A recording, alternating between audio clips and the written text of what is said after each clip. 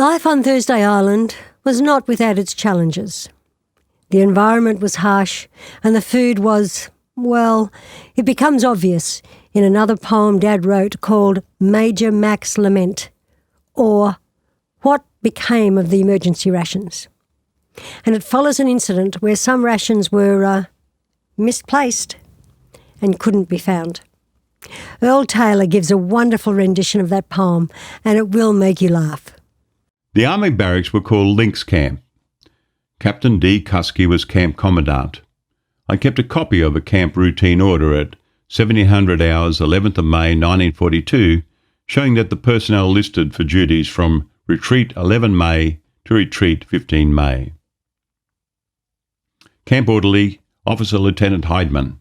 Next for duty, Lieutenant Swain J.U. Next for duty, Lieutenant Ward H.A. Next for duty, Lieutenant Hafner. Camp Orderly Sergeant O'Hanlon. Next for duty, Senior Sergeant Harris. Next for duty, Sergeant Harrison. Next for duty, Sergeant Hilton. Duty Runner Private Gilmore D. Next for duty, Private Gilby. Next for duty, Private Napper. Next for duty, Private Gilmore. And concluded a note that in future no pay will be held for any man who has not collected money by 8:30 hours on Monday following payday. Everyone complained about the food and the mosquitoes, the heat, and the tropical infections like malaria, boils, and skill infections. We had something to complain about, full of bravado, but scared as hell as we were, I wrote the following. Major Mac's Lament, or What Became of the Emergency Rations. You could have heard a hammer drop. Excitement was intense as 47 soldiers copped a charge of grave offence. Your offence against His Majesty for eating all his rations, it isn't done, the Major cried, his face grown mauve with passion. Old Major Mac in enragement sat, he had no robes or wigs. He wasn't fit to shovel shit or sit among the pips. I'll listen to excuses, lad, if excuses you've invented, but don't try to say the meat went bad or the tins got sorta dented. You must have reason, said McCoy, and I'll find them out this day. I'll tell you then, said one bright boy. Mine grew legs and walked away.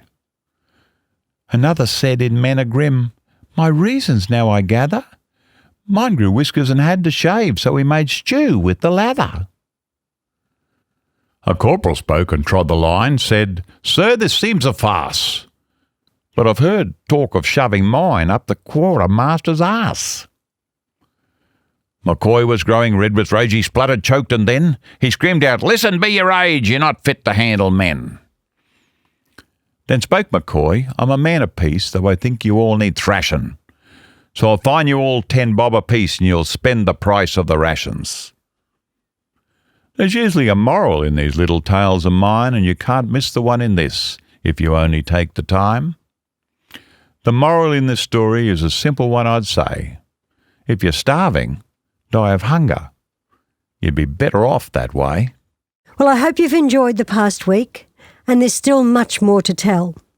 First up next week, there's a very, very special poem called Joe. It's one of my favourites of all my dad's poems. It will touch your heart and bring home to you the human cost of war. Don't miss it. It's beautiful. And don't forget to follow my Facebook page to hear more extracts from The Last Mile, which is available on my website, christinejbourneauthor.com. Till next week, stay safe, have fun, and God bless.